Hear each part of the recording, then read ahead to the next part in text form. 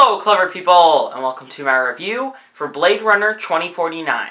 So Blade Runner 2049 is the highly anticipated sequel to the 1972 classic Blade Runner, directed by Ridley Scott. It was one of the pioneers in sci-fi, and this film comes to us from director Denis Villeneuve, who currently he's huge in Hollywood right now. He just did Arrival, he's also done Prisoner and Sicario. He's done a lot of great films, and so he decided to tackle a bigger budget. This, I believe, had an $155 million budget, so it's significantly bigger than anything else he's ever done. And this film follows Officer K, played by Ryan Gosling, who has a memory inside of him that he sort of feels is real. The thing is that he's a replicant, and he has a memory inside of him that he wants to try to pursue.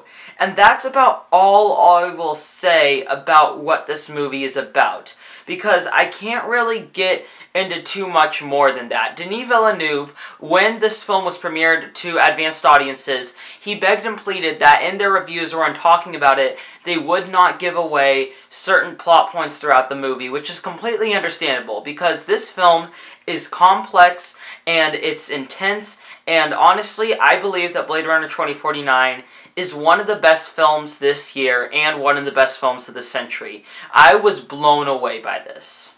I can't really tell right now because I've only seen it twice and I do want to see it a few more times before I decide, but I think that by the end of this year this easily could be my #1.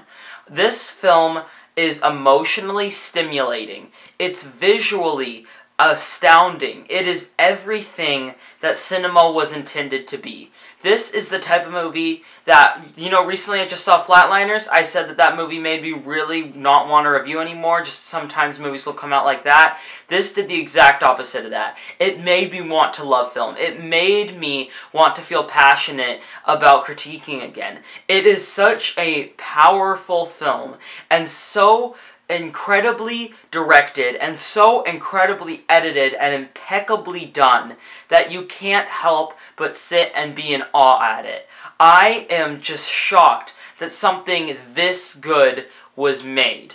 I'm not sure exactly where to start, but I guess I can start with the easiest technical aspect of this movie, which is the visuals. The CGI, the aesthetics, all of it is absolutely surreal. It is amazing. It's insane how far we've gone with CGI, but it's also insane how the art director on this film and the cinematographer and Denis Villeneuve, how they all got together and made this film look absolutely gorgeous. There are shots in this film that are just purely gray. Gray is the only color in the shot, and yet they look absolutely vivid and just super detailed and just terrific. And I am amazed that they could do something that excellent. And the cinematography is just absolutely incredible. Roger Deakins did this movie, and he has been nominated so many times now, and I believe that this might just be the one that he wins for, because he deserves to win for this, because this is the best cinematography we've gotten all year, and possibly the best cinematography of this decade. But when it comes to the story aspects of this film, the thematic elements, you can't help but also be in awe. Because the way that this film represents its story is really nothing like a lot of movies that are presented. Some of the greatest epics of all time have it so that there are multiple plot points throughout. It's a complex plot that's always moving forward. And even though this film has long sequences of just people walking, and even though it is very slow paced, there's always something happening in this movie. It never stops. It never decides to do nothing. It is continuously moving and chugging forward and just becoming stronger and stronger by the minute. And you have to say that that comes from the script, because this was able to be such a gritty and disturbing film while also being so beautiful. At the end of this film, there is one scene, the very end of it, basically the final shot of the film, I felt my mouth twitch in joy. I kind of slightly smiled. I didn't completely smile without noticing it, but I slightly smiled, and it was completely involuntary. I've never had something like that happen with a movie before, where I involuntarily make a reaction that it's stunning to me that a movie could do something like that. This movie it sucks you in, and then you are invested in the universe to the point that you can't really think about anything else. You're just sitting in your seat in awe. You can't move move a single muscle. You are absorbing this movie and all of the amazing themes and amazing concepts that it has.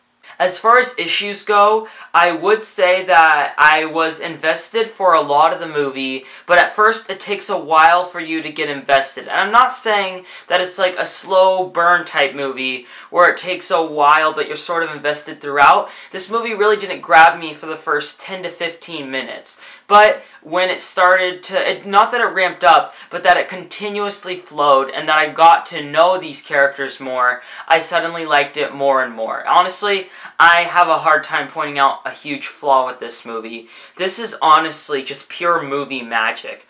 This is something that can easily inspire somebody to want to pursue filmmaking. It is just, it's visceral, it's intense, it's beautiful, it's everything that film was intended to be. It is pure art. It proves the fact that movies are not purely meant for entertainment, but they can also be an art form unto themselves. Many movies prove that. Blade Runner 2049 is something that can prove that, and it's a modern blockbuster. How many modern blockbusters can you say that about, where the thematics are so rich and everything in the film is so rich and powerful that you're just in awe at it? It's really rare that you can say that, and honestly, I think Blade Runner 2049 is a great sign for cinema going forward. I will give Blade Runner 2049 a 9 out of 10. Easily could get up to a 9.5 or a 9.25. I just need to see it a few more times. I need to really absorb it, but honestly, go out and see this. One of the best films of the year and the decade. Well, alright, that concludes my review for Blade Runner 2049. What are your thoughts on this film, or what do you think of the original? Comment in the comment section below and let me know. I'm Robert Burke, and this has been The Clever Critics. Goodbye.